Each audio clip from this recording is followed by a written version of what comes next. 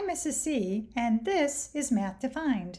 In this video, I will show you how to divide a negative integer by another negative integer.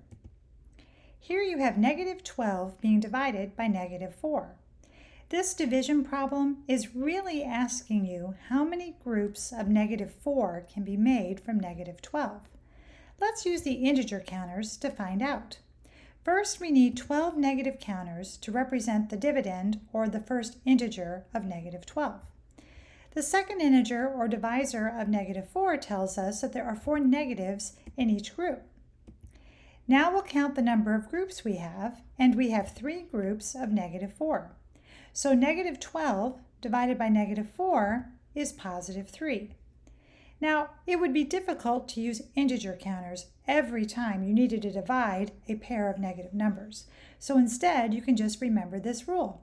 A negative integer divided by another negative integer will always be positive. So instead of using counters, let's use the rule.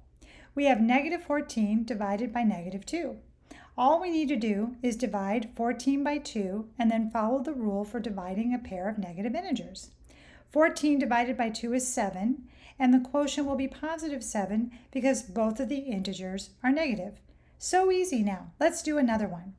Negative 20 divided by negative 5 is positive 4, and negative 72 divided by negative 1 is positive 72. I hope this video helped you better understand how to divide a negative integer with another negative integer. You can check out more of my math videos at Math Defined. And until next time, thank you so much for watching.